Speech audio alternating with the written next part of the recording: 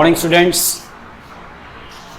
myself Deepak Jaswal, class 11th chemistry का first chapter जो अपना कंटिन्यूस ले रहे हैं उसका नाम था some basic concept of chemistry.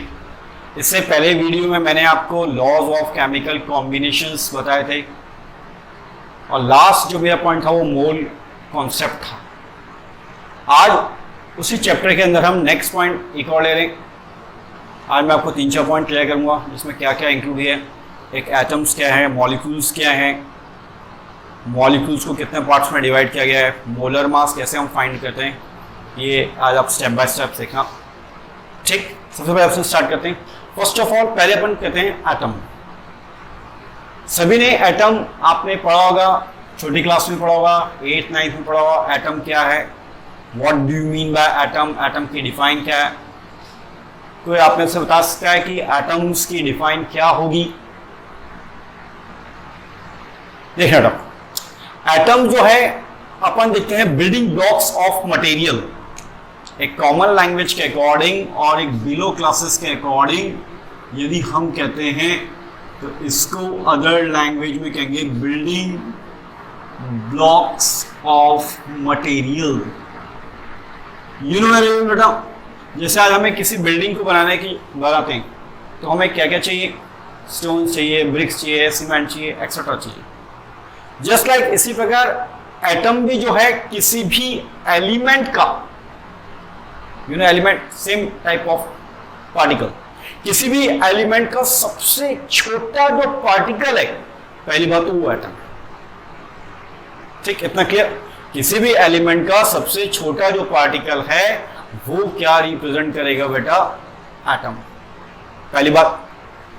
आगे क्या लिखा है इसकी और मैं डिफाइन क्लियर करता हूं बेटा। Atom is the smallest particle of an element which may और may not have independent existence, जिसका जो एग्जिस्टेंस है वो इंडिपेंडेंट है।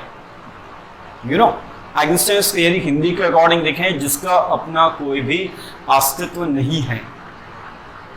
इट मीन्स जो इंडिपेंडेंट एग्जिस्टेंस है किसी भी एलिमेंट का सबसे छोटा पार्टिकल, वो किस चीज को रिप्रेजेंट करेगा बेटा, एटम्स को। यानी किसी भी एलिमेंट के छोटे छोटे छोटे पार्टिकल जिसको हम आंखों से भी देख सकते हैं, नेकेड आई से नहीं देख सकते हैं, सबसे छोटा स्मॉल पार्टिकल, वो क्या रिप्रेजेंट करता है, एटम। और उसके बाद नेक्स्ट चैप्टर में और आपके बारे में एक आएगा एटॉमिक स्ट्रक्चर, उसमें और एटम के बारे में क्लियर हो जाएगा कि एटम को किसने प्रपोज किया था। एटम को सबसे पहले महर्षि कणाद ने इसको प्रपोज किया था, फिर इससे रिलेटेड कुछ थ्योरी भी आपने पढ़ी की है, वो बात कर। अभी तो मैं आपको एक सिर्फ इंट्रोडक्शन भेज दे रहा हूँ। तो किसी भी एलिमेंट का सबसे छोटा जो पार्टिकल है वो एटम है, जिसका कैसे नीचे को डिपेंड करेगा, इंडिपेंडेंट एग्जिस्टेंस। और जिसका स्वयं का कोई अस्तित्व नहीं है, इंडिपेंडेंट एग्जिस्टेंस है, इट मीन्स वो स्मॉलेस्ट पार्टिकल जो है वो किसको रिप्रेजेंट करता है बेटा, एटम को। और इसके बारे में और ज्यादा डिटेल है वो अपन इसके नेक्स्ट चैप्टर में क्लियर कर लेंगे। ठीक, नेक्स्ट एटम के बाद आता है next molecule. Molecule is the smallest particle of an element. Molecule भी किसी भी एलिमेंट का सबसे छोटा और स्मॉलेस्ट पार्टिकल है। एटम भी सर आपने बोला किसी भी एलिमेंट का सबसे छोटा पार्टिकल है, परंतु हम दोनों में यदि हम डिफरेंस देखें तो इट मीन्स ये जो है कैसा है, एग्जिस्टेंस है। एग्जिस्टेंस मतलब ये एग्जिस्टेंस है। एग्जिस्टेंस इट मीन्स कहने का मतलब हो गया कि ये इसका कोई ना कोई अस्तित्व है, जबकि एटम जो है उसका कोई भी इंडिपेंडेंट एग्जिस्टेंस नहीं है। क्यों लिखा है, may not have independent existence, जबकि it is the capable of existence. पहली बात तो इतना क्लियर हुई। किसी भी केमिकल रिएक्शंस के अंदर एटम पार्टिसिपेट करता है, ये थोड़ा ध्यान रखना। किसी भी केमिकल रिएक्शन के अंदर पार्टिसिपेट करने वाला जो है वो कौन होगा बेटा, एटम होगा। तो एक बहुत डिफाइन सुन लो, किसी भी एलिमेंट का सबसे छोटा पार्टिकल वो एटम है। Building blocks of material is known as, 9th class में 6-7 पढ़ा था, वो भी एटम्स कहलाएगा। फादर ऑफ जो एटम्स है वो महर्षि कणाद हैं, जिन्होंने फर्स्ट ऑफ ऑल पहले एटम वर्ड को प्रपोज किया था। फिर बाद में इससे रिलेटेड कई थ्योरी आई, वो आपको नेक्स्ट चैप्टर में अपन पढ़ेंगे, एटॉमिक स्ट्रक्चर इसके बाद नेक्स्ट चैप्टर है। और इसका जो नेचर है इंडिपेंडेंट एग्जिस्टेंस है। तो ये जो प्रॉपर्टी ये किसको डिपेंड करती है, एटम की। Just like molecule, molecule is smallest particle of an element, but जिसका एग्जिस्टेंस है और जिसका एग्जिस्टेंस है कैपेबल ऑफ एग्जिस्टेंस और capable of independent existence, it means वो आपको किसको रिप्रेजेंट करेगा? मॉलिक्यूल को। तो it is the capable of existence, it means वो मॉलिक्यूल। पहली बात बेटा। सेकंड, अब मॉलिक्यूल्स को कुछ पार्ट में डिवाइड किया गया, दो पार्ट में डिवाइड किया गया। फर्स्ट ऑफ ऑल पहले होमो एटॉमिक मॉलिक्यूल, सेकंड है एक और लिखा जो बेटा हेटेरो एटॉमिक मॉलिक्यूल, यानी दो एटम मिलके एक मॉलिक्यूल का फॉर्मेशन करते हैं। जैसे एक एग्जांपल देके देता हूं बेटा, जैसे मैंने बताया ऑक्सीजन, तो ऑक्सीजन का ये एटम है, ठीक, परंतु यदि मैंने लिखा इसको O2, तो ऑक्सीजन के एटम तो दो हैं, तो ऑक्सीजन का मॉलिक्यूल कितना है? एक है। एक बात क्लियर करूं, ये ऑक्सीजन का एक एटम और ये ऑक्सीजन का एटम, तो ऑक्सीजन के दो एटम मिलके क्या बन जाएगा बेटा? O2। तो ये O2 जो है ये ऑक्सीजन का मॉलिक्यूल है, परंतु नंबर ऑफ एटम इसके अंदर कितने इंक्लूड है? दो एटम। और जहां दो एटम मिलके जिस सब्सटेंस का फॉर्मेशन कर रहे हैं, इट मींस वो क्या रिप्रेजेंट करेगा बेटा? मॉलिक्यूल को। इतना क्लियर? ठीक है बेटा। मैंने बताया जैसे एटम को क्लासिफाई किया गया, पहले homo atomic molecule, homo atomic, homo means same, पहली बात तो ये जानना। डिफाइन मैंने क्या लिखा बेटा? If the molecule made up of atom same element, same element के जो दो एटम जो हैं, इट मींस वो किसको रिप्रेजेंट करेंगे बेटा? होमो एटॉमिक मॉलिक्यूल। जैसे एक एलिमेंट है oxygen, you know atomic number आप सभी जानते हो 8 है, ठीक, तो ऑक्सीजन के दो एटम है पर एलिमेंट सेम है, ये भी ऑक्सीजन है ये भी ऑक्सीजन है, तो एलिमेंट तो सेम है, तो ऑक्सीजन के एटम दो आ रहे हैं, तो क्या बन गया बेटा? O2। तो कहने का मतलब हो गया ये किसको रिप्रेजेंट करेगा? होमो एटॉमिक मॉलिक्यूल, क्योंकि एलिमेंट भी सेम है और ऑक्सीजन के एटम दो आ रहे हैं, इट मींस O2 बन जाएगा, और O2 को किसमें इंक्लूड किया गया? होमो एटॉमिक मॉलिक्यूल। इतना क्लियर? अब होमो एटॉमिक मॉलिक्यूल में कुछ पार्ट डिवाइडेड होगा, सब पार्ट्स। अदर लैंग्वेज को देखते हो, पहला है मोनो एटॉमिक, दूसरा डाई एटॉमिक, तीसरा tri atomic, tetra atomic and then poly atomic. सबसे पहले हम बात करते हैं मोनो एटॉमिक। मोनो एटॉमिक का मैंने क्या लिखा है बेटा डिफाइन? दे कंटेन ओनली वन एटम, जिसके अंदर केवल एक ही टाइप का एटम होगा, वो मोनो एटॉमिक मॉलिक्यूल को रिप्रेजेंट करेगा। एग्जांपल बेटा you know very well metals, एक एग्जांपल देता हूं, sodium, you know very well एक मेटल है और सोडियम के अंदर नंबर ऑफ एटम जो है एक आ रहा है, तो इसलिए सोडियम को किसमें इंक्लूड किया गया है? Mono atom. ठीक है ना? नेक्स्ट एक और हम देखते हैं नॉन मेटल, तो नॉन मेटल में हम देखते हैं तो ऑक्सीजन, इट मींस ये भी मोनोएटॉमिक है। जीरो ग्रुप में और देखते हैं तो जीरो ग्रुप में किसको इंक्लूड किया गया है? हीलियम, नियॉन, ऑर्गन, ठीक। Zero group it means 18 group. सभी आप लोगों ने 9th और 10th में पढ़ा गया है कि ग्रुप्स क्या होते हैं, पीरियड्स क्या होते हैं, और मॉडर्न पीरियड टेबल के अकॉर्डिंग ग्रुप्स को कितने पार्ट में डिवाइड किया गया बेटा? 18, और पीरियड्स कितने? 7। तो 18 जो ग्रुप है वो जीरो ग्रुप कहलाएगा। तो उसके अंदर helium, neon, krypton, argon, xenon, radon, ये भी सारे मोनो एटॉमिक मॉलिक्यूल्स को रिप्रेजेंट करेंगे। ठीक। नेक्स्ट आता है बेटा di atomic molecules. Di atomic molecule का मतलब होता है they contain only 2 kind of atom, जिसके अंदर 2 एटम होंगे, इट मींस वो डाई एटॉमिक होगा बेटा। एग्जांपल आइए मैंने आपके सामने लिखा O2, Cl2, F2, I2, Br2 etcetera. Oxygen, chlorine, fluorine, iodine, bromine, ये सारे क्या कहलाएंगे बेटा? Di atomic molecule. ऑक्सीजन का एटॉमिक नंबर 8, क्लोरीन का एटॉमिक नंबर 17, फ्लोरीन का एटॉमिक नंबर 9, आयोडीन का एटॉमिक नंबर कितना है? 53, और ब्रोमीन का एटॉमिक नंबर कितना है? 35। तो ये सारे डाई एटॉमिक मॉलिक्यूल है। व्हाई? क्योंकि इसके अंदर नंबर ऑफ एटम 2 है। ठीक। तीसरा होता है बेटा ट्राई एटॉमिक। ट्राई एटॉमिक मतलब दे कंटेन ओनली 3 एटम, जिसके अंदर 3 एटम प्रेजेंट होंगे वो ट्राई एटॉमिक कहलाएगा। उसमें इंक्लूड किया गया universal O3। Clear? What do mean by O3? O3 it means other language के अकॉर्डिंग कहेंगे ओजोन को। पर हो सकता है कई लोगों के मन में डाउट हो सा O3 का प्रिपरेशन कैसे हो रहा है। यूनिवर्सल ऑक्स, ये O2 और ये नेसेंट ऑक्सीजन जब यूवी रेज की प्रेजेंस में जब रिएक्ट होती है तब किस चीज का फॉर्मेशन होता है बेटा? O3। और O3 मतलब ओजोन। तो इसको ट्राई एटॉमिक मॉलिक्यूल में इसलिए इंक्लूड किया गया है। Why? Because number of atom कितने आ रहे ऑक्सीजन के? 3 आ रहे। नेक्स्ट आता बेटा टेट्रा एटॉमिक। टेट्रा एटॉमिक में P4, P यूनिवर्सल इस एलिमेंट का एटॉमिक नंबर है, उसका सिंबल क्या है? एलिमेंट का नाम क्या है? P मींस फॉस्फोरस, जिसका सिंबल P, जिसको टेट्रा एटॉमिक में इंक्लूड किया गया है। व्हाई? क्योंकि वहां फॉस्फोरस के 4 एटम है और फॉस्फोरस का एटॉमिक नंबर 15 है। ठीक। नेक्स्ट आता है पॉलीएटॉमिक। पॉलीएटॉमिक का मीन इट मींस यहां पे 4 एटम है और 4 एटम है तो टेट्राटॉमिक मॉलिक्यूल कहलाएगा बेटा। Polyatomic it means S8 sulphur. Sulphur के 8 एटम प्रेजेंट है, यानी 4 या 5 से ज्यादा होगा तब उस कंडीशन को हम क्या बोलेंगे बेटा? पॉलीएटॉमिक। 4 से ज्यादा है 5, 6, 7, 8, इट मींस वो पॉलीएटॉमिक को रिप्रेजेंट करेगा। ठीक। तो सल्फर S8, सल्फर का एटॉमिक नंबर कितना है बेटा? 16। तो मास कितना हो गया? 32। पर अकॉर्डिंग सल्फर के एटम्स 8 हैं, इसलिए उसको किसमें इंक्लूड किया गया? पॉलीएटॉमिक। इतना क्लियर?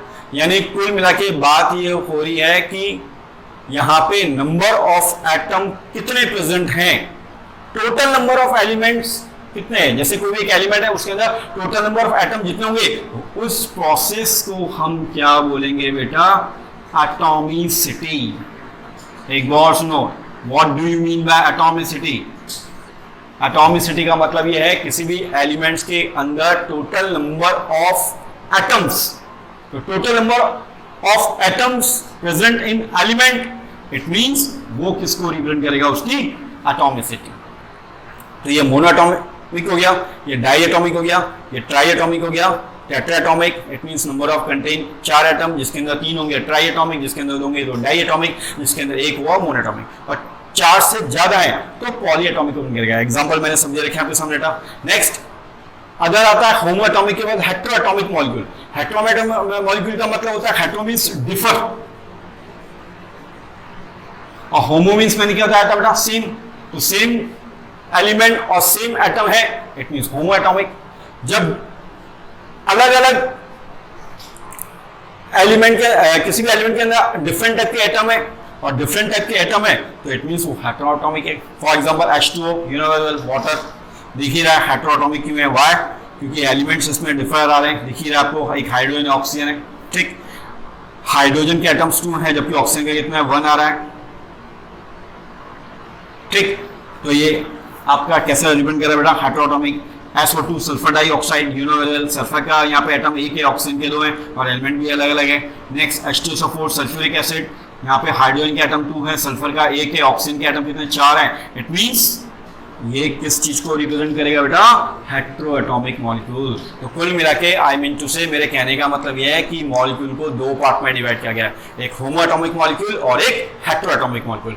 होमोएटॉमिक मॉलिक्यूल को मोनोएटॉमिक, डाईएटॉमिक, ट्राईएटॉमिक, टेट्राएटॉमिक, पॉलीएटॉमिक। मोनो मींस जिसके अंदर 1 एटम हुआ, एग्जांपल दे रखें। डाईएटॉमिक जिसके अंदर 2 एटम होंगे, डाईएटॉमिक। ट्राईएटॉमिक जिसके अंदर नंबर ऑफ एटम 3 होंगे, एग्जांपल O3।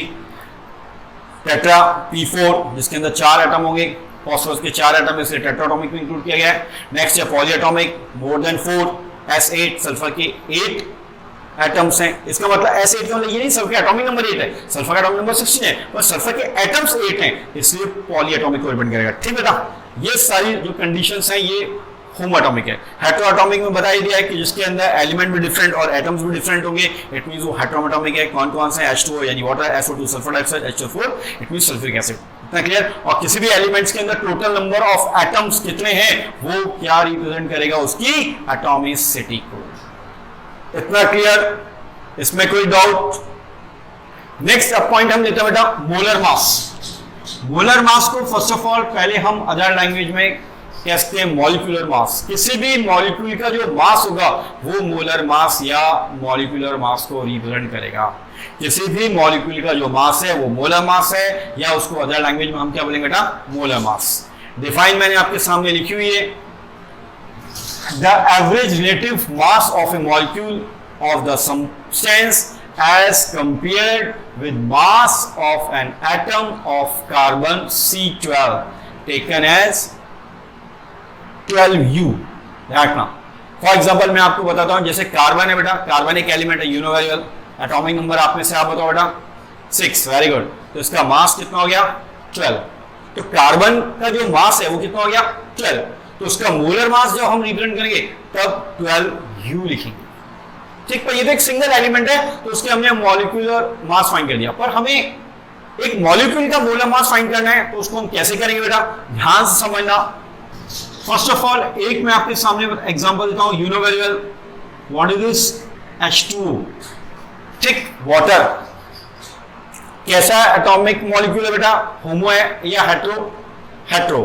यूनिवर्सल अभी मैं क्लियर किया था, व्हाई? बिकॉज क्योंकि यहाँ पे हाइड्रोजन ऑक्सीजन दो एलिमेंट है, पहली बात, और दो एलिमेंट जब आपस में रिएक्ट हो रहे हैं तो एक मॉलिक्यूल का फॉर्मेशन होता है।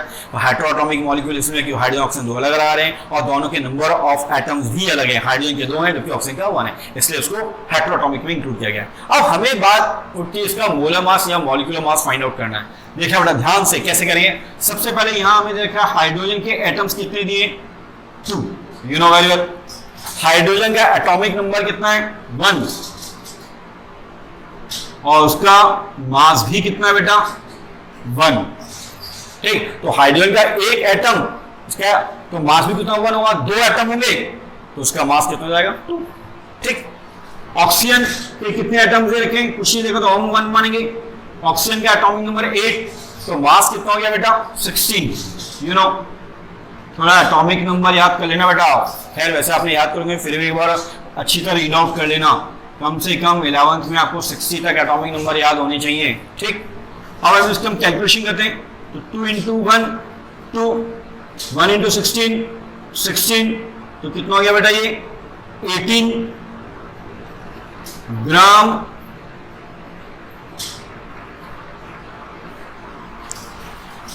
ठीक।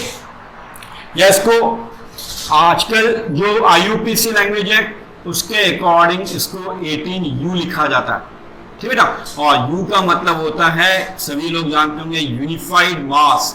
तो किसी भी मॉलिक्यूल का मोलर मास को मॉडर्न केमिस्ट्री के लैंग्वेज के अकॉर्डिंग अब उसको हम U से रिप्रेजेंट करेंगे, ठीक। तो 18U जो आया है वो H2O एक मॉलिक्यूल है, हेट्रोएटॉमिक मॉलिक्यूल है, जिसका मॉलिक्यूलर मास या मोलर मास कितना आ गया?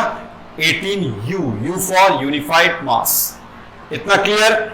एक एग्जांपल और देखना बेटा ताकि आपको क्लियर हो जाए। एक और हम एग्जांपल लिखते हैं। You know what is this? 10th में इसका नाम पढ़ा था, कौन बताएगा? आप बताओ बेटा, थोड़ा प्रेशर डालो, हो सकता है याद आ जाए। इसका नाम है calcium hydroxide. You know calcium आया क्योंकि कैल्शियम आ रहा है, hydroxide it means OH include है, ठीक। अब हमें इसका मोलर मास फाइंड करना है, तो कैसे हम मास फाइंड करेंगे बेटा? सबसे पहले ध्यान रखना, कैल्शियम का नंबर ऑफ एटम कितना दिया है? 1 दिया है, एटम बोला है, ठीक। कैल्शियम का एटॉमिक नंबर 20, तो मास कितना हो जाएगा? अप्रॉक्स इसका डबल हम मान लेते हैं 40, ठीक बेटा। नेक्स्ट फिर हमें लिखा है, यू नो मैथ्स में आप मैसेज आ जानते हो, OH होल ट्वाइस। तो ऑक्सीजन का एटॉमिक नंबर कितना है? 8, तो मास कितना हो गया बेटा? 16, ठीक। हाइड्रोजन का यूनिवर्सल अभी अपन ने लिखा है, आप सभी को मालूम ही है, ठीक। तो ये कितना हो गया? 16 और 1 17, 40, इसको करेंगे कितना हो जाएगा बेटा? 17 2 34, ठीक, इन दोनों को ऐड कर लो, कितना हो जाएगा 74। U जो आ रहा है वो आपका रिप्रेजेंट करेगा molar mass of calcium hydroxide. एक बार समझो, कैल्शियम का एटम्स 1 है, कैल्शियम का एटॉमिक नंबर 20, तो मास 40। OH होल ट्वाइस, तो ऑक्सीजन के भी एटम 2 है, हाइड्रोजन के एटम 2 है, तो 2। ऑक्सीजन का एटॉमिक नंबर 8, तो मास कितना गया 16। हाइड्रोजन का यूनिवर्सल 1 होता है। ठीक, अब इसको सॉल्व कर लोगे 40।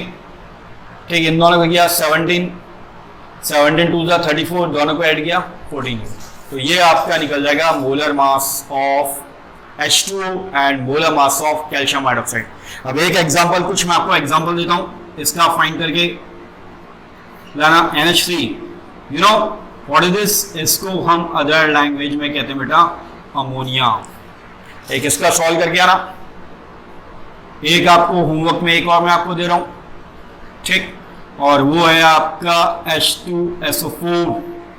अभी मैंने क्या लिखा था, कैसा है, हेटेरोएटॉमिक मॉलिक्यूल है, सल्फ्यूरिक एसिड। तो इन दोनों का आपको मोलर मास फाइंड करके लाना है। इतना क्लियर? किसी को डाउट? जो अपन ने पढ़ा एटम, मॉलिक्यूल्स को कितने पार्ट में डिवाइड किया गया है, किसी भी कंपाउंड का मोलर मास कैसे हम फाइंड करेंगे, मॉलिक्यूलर मास कैसे फाइंड करेंगे, वो आपके सामने मैंने फाइंड आउट किया और ये आपको सॉल्व करके लाना है। NH3 ammonia, H2SO sulphuric acid, तो इन दोनों का मोलर मास आपको सेल्फ फाइंड करना है। आपको एक बार बता दूं, सबसे पहले आपको किसी भी एलिमेंट का एटॉमिक नंबर प्लस उसका मास याद होना चाहिए, तभी उसी के अकॉर्डिंग किसी भी सब्सटेंस का आप मॉलिक्यूलर मास या मोलर मास फाइंड आउट करोगे। और उसकी यूनिट एक बार और बता रहा हूं, मॉडर्न केमिस्ट्री के according 18U, it means U means unified mass. ठीक, इतना क्लियर? किसी को डाउट है तो वो कमेंट बॉक्स में लिख सकता है। और सभी स्टूडेंट्स से मेरी एक रिक्वेस्ट है, इस पूरा वीडियो ऑफ वॉच करो, ठीक, और जो भी डाउट हो तो आप वो कमेंट बॉक्स में लिख सकते हो, ठीक है। Thank you. मॉर्निंग स्टूडेंट्स, इससे पहले वीडियो में मैंने आपको मॉलिक्यूलर मास फाइंड आउट करना बताया था। इस चैप्टर का एक और मोस्ट इंपॉर्टेंट पॉइंट है जिसको हम कह रहे हैं लिमिटिंग रिएजेंट। नाम से ही पता लग रहा है कि लिमिट, इट मीन्स जो कोई लिमिट अमाउंट में हो, दैट्स वो लिमिटिंग रिएजेंट है। पहली बात तो ये बता दूं, एक सिंपल लैंग्वेज में हम बात करते हैं बेटा कि लिमिटिंग रिएजेंट की यदि हम डिफाइन देखें तो क्या दे रखी है, the reactant which is completely consume during the reaction. आप लोगों ने 10th में पढ़ा हुआ कि लेफ्ट हैंड साइड जो होते हैं वो रिएक्टेंट होते हैं और जो राइट हैंड साइड होता है वो प्रोडक्ट होता है। फॉर एग्जाम्पल A और B, तो ये रिएक्टेंट है, यू नो वेरी वेल बेटा, और जो लेफ्ट हैंड साइड बन रहा है जो है वो रिएक्टेंट जो है, और जो राइट हैंड साइड बनेगा वो क्या कहलाएगा बेटा, प्रोडक्ट। तो दो रिएक्टेंट मिलके एक न्यू सब्सटेंस का फॉर्मेशन करते हैं, उसको हम क्या कहते हैं, प्रोडक्ट। पहली बात तो ये, ठीक। तो आपको ये क्लियर हो गया कि रिएक्टेंट क्या है और प्रोडक्ट क्या है। तो ये दोनों रिएक्टेंट हैं और ये मिलके क्या बनाएगा, प्रोडक्ट। तो formation of new substance, this is known as product. अब इधर डिफाइन कर रखिए बेटा, the reactant which is completely consumed during the reaction, the reactant which is not completely consumed as except reactant. अब इसका मीन क्या clear है, जैसे मैं आपको समझ बताता हूँ बेटा, हाइड्रोजन और ऑक्सीजन, ये दो रिएक्टेंट हैं और हाइड्रोजन ऑक्सीजन जब आपस में रिएक्ट होते हैं तो वाटर का फॉर्मेशन होता है। तो वाटर एज ए फॉर्मेशन कर रहा है प्रोडक्ट का, तो वाटर का नीचे कैसा हो गया, वो प्रोडक्ट है, और हाइड्रोजन ऑक्सीजन दो क्या है, रिएक्टेंट है, ठीक बेटा। अब यहाँ पे ध्यान सुनना बेटा, हाइड्रोजन और ऑक्सीजन, यू नो वेदर मैंने लिखा हुआ है the amount of hydrogen since 2 mole of, लिखा हुआ है, मतलब हाइड्रोजन के जो नंबर ऑफ जो मोल्स हैं वो हमें सामने रिप्रेजेंट हो रहे हैं, कितने बेटा, 2 हो रहे हैं, यू नो वेदर। अब हम देखते हैं कि जब हाइड्रोजन ऑक्सीजन के साथ रिएक्ट हो रहा है तब क्या बना रहा है बेटा, H2O, और H2O इट मींस वाटर। तो यहाँ पे वाटर के नंबर ऑफ मॉलिक्यूल्स कितने बन गया बेटा, 2। तो दो रिएक्टेंट मिलके H2 का फॉर्मेशन किया, मतलब प्रोडक्ट बन गया। अब इसमें क्या है बेटा कि हाइड्रोजन और ऑक्सीजन, यू नो, दो रिएक्टेंट है। अब यहाँ पे क्या है, हम जानते हैं बेटा कि यहाँ पे जो हाइड्रोजन जब ऑक्सीजन के साथ रिएक्ट हो रहा है तब वाटर का फॉर्मेशन कर रहा है। इट मींस कहने का मतलब हो गया कि ये जब दो आपस में रिएक्ट करेंगे तो ऑक्सीजन रिएक्ट कर रहा है किसके, हाइड्रोजन के साथ, यू नो। तो हाइड्रोजन जो है उस कंडीशन में क्या रिप्रेजेंट करेगा बेटा, लिमिट अमाउंट में, क्योंकि ऑक्सीजन जो है, हाइड्रोजन यदि बॉन्ड होगा तो किसकी प्रेजेंस में होगा, ऑक्सीजन की प्रेजेंस में। तो यानी उस कंडीशन में सबसे पहले कंज्यूम्ड होने वाला जो है रिएक्टेंट वो कौन हो गया, हाइड्रोजन, और हाइड्रोजन सबसे पहले कंज्यूम्ड हो रहा है, इट मींस ये तो क्या कहलाएगा बेटा, लिमिटिंग रिएजेंट। और ज्यादा अमाउंट में कौन है, ऑक्सीजन, और जो ज्यादा अमाउंट में है जो कंज्यूम्ड नहीं हो रहा है, इट मींस वो किस चीज को रिप्रेजेंट करेगा, एक्सेस रिएक्टेंट को। एक बार सुन लो, जो पहले कंज्यूम्ड हो रहा है वो आपका लिमिटिंग रिएजेंट कहलाएगा, और जो ज्यादा अमाउंट में जो कंप्लीटली कंज्यूम नहीं हो रहा है, इट मींस वो एक्सेंट्रेट में है। तो H2O2 मिलके किस चीज का फॉर्मेशन गया, H2O, तो H2O प्रोडक्ट है। तो कहने का मतलब गया इस इक्वेशंस के अकॉर्डिंग लिमिटिंग एजेंट जो है वो आपका हाइड्रोजन कहलाएगा, और ऑक्सीजन क्या कहलाएगा, एक्सेस रिएक्टेंट कहलाएगा। इतना क्लियर। इसका एक एग्जाम्पल और आपके सामने बेटा, व्हाट इज दिस, मीथेन और ऑक्सीजन, वेरी वेल। तो उस कंडीशन में क्या बन जाएगा, कार्बन डाइऑक्साइड और वाटर। रिएक्शन हमें बैलेंस करनी है, तो ये हमने रिएक्शन बैलेंस कर दी। कार्बन 1, हाइड्रोजन यूनिवर्सल 4, ऑक्सीजन के कितने बेटा 4, तो ऑक्सीजन के 2 और 2 4, इक्वेशन पूरी बैलेंस है। अब इस कंडीशन में मीथेन क्या है, एक कंबस्टिबल सब्सटेंस है जो किसकी प्रेजेंस में बर्न होगी, ऑक्सीजन के। तो उस कंडीशन में जो मीथेन है बेटा ये कम अमाउंट में, क्योंकि मीथेन का इसकी प्रेजेंस में बर्न हो रही है, तो ये ज्यादा अमाउंट में, ये कम अमाउंट में। तो उस कंडीशन में मीथेन जो है वो तो रिप्रेजेंट करेगा बेटा लिमिटिंग रिएजेंट को, और O2 जो हो जाएगी वो रिप्रेजेंट करेगी एक्सेस रिएक्टेंट को। यानी इन शॉर्ट वे में बात हो रही है, जो पहले कंज्यूम्ड होने वाला जो रिएक्टेंट होगा वो लिमिटिंग रिएजेंट कहलाएगा, और जो कंप्लीटली कंज्यूम नहीं हो रहा है, जो ज़्यादा अमाउंट में, इट मींस वो क्या कहलाएगा, एक्सेस रिएक्टेंट कहलाएगा। इससे रिलेटेड न्यूमेरिकल्स भी होंगे, वो अपन आगे के वीडियो में करेंगे। तो ये आपका लिमिटिंग रिएजेंट है। तो कुल मिला के इन शॉर्ट में बात करें कि दो रिएक्टर मिलकर प्रोडक्ट का फॉर्मेशन करते हैं। तो जो पहले कंज्यूम्ड होगा वो लिमिटिंग रिएजेंट कहलाएगा, जो कंज्यूम नहीं हो रहा है, जो ज़्यादा अमाउंट में, वो एक्सेस रिएक्टेंट कहलाएगा। ठीक, तो ये आपका लिमिटिंग एजेंट। और लास्ट एक पॉइंट्स में आपको क्लियर कर रहा हूँ बेटा, एक मोलारिटी और एक मोलैरिटी। ये आप लोगों के लिए नया पॉइंट्स है। 10th में कहीं, 7th 8th में आपने कहीं नहीं पढ़ा, 12th में इसका पूरा डिटेल आएगी, 11th में आपको थोड़ा एक बेस क्लियर करता हूँ। सबसे पहले अपन बात कर लेते हैं बेटा मोलैरिटी। मोलैरिटी इट मीन्स, कहने का मतलब क्या, एक कंटेनर है, उस कंटेनर के अंदर आपने 1 लीटर कोई भी सॉल्यूशन लिया, इतना क्लियर। तो एक कंटेनर के अंदर आपने कितना सॉल्यूशन लिया, 1 लीटर। ये आपके पास कंटेनर, इसके अंदर 1 लीटर सॉल्यूशन लिया। इस 1 लीटर सॉल्यूशन के अंदर टोटल नंबर ऑफ मोल्स, यानी 1 लीटर सॉल्यूशन के अंदर total number of molecule, total number of atom, total number of ions कितने प्रेजेंट हैं, यानी टोटल मोल्स कितने, इट मींस वो उसकी क्या कहलाएगी, मोलैरिटी।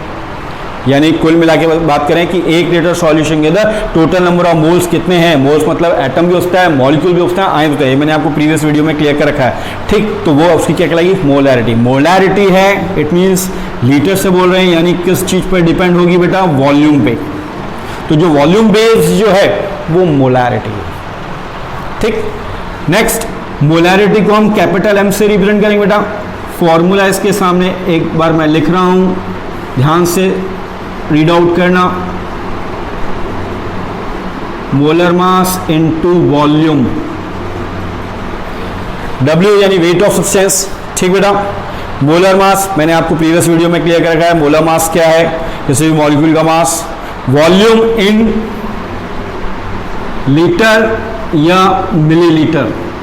तो कुल मिला के इन शॉर्ट में बात करें तो मोलैरिटी है, वॉल्यूम बेस्ड है, इसको कैपिटल M से प्रिंट करते हैं। फॉर्मूला आपके सामने राइट आउट लिखा हुआ है। 1 लीटर सॉल्यूशन के अंदर टोटल नंबर ऑफ मोल्स क्या होंगे, वो उसकी मोलैरिटी पर प्रिंट करेगा बेटा। और मोलैरिटी की जो यूनिट्स है वो होती बेटा मोल पर लीटर। मोल्स है, टोटल नंबर ऑफ मोल्स है, लीटर्स लिए, क्योंकि वॉल्यूम बेस्ड है, इतना क्लियर। और जो मोलैरिटी है, एक पॉइंट और लास्ट में बता रहा हूँ, टेम्परेचर से इफेक्टेड है। जैसे जैसे टेम्परेचर में चेंजेस होगा तो मोलैरिटी भी क्या होगी, अफेक्ट होगी, ठीक। इतना क्लियर? नेक्स्ट वीडियो में मैं आपको मोलालिटी के बारे में क्लियर कर दूंगा, ठीक है ना? तो आज अपन ने क्या क्या पढ़ा? एक लिमिटिंग रिएजेंट पढ़ा, एटम्स पढ़ा, मॉलिक्यूल्स पढ़ा और मोलर मास पढ़ा। और किसी को भी डाउट हो तो वो आप कमेंट बॉक्स में आप कर सकता है, ठीक? पर ये इंपॉर्टेंट पॉइंट्स है, लिमिटिंग रिएजेंट और एक मोलर मास कैसे फाइंड आउट करते हैं, ये दोनों कर लेना। ये बेस से रिलेटेड आपको कॉम्पिटेटिव एग्जाम में भी क्वेश्चन आएंगे और 12th बेस में तो आएंगे और 11th में तो आने ही है, ठीक? इतना क्लियर? कोई डाउट? ठीक है, थैंक यू।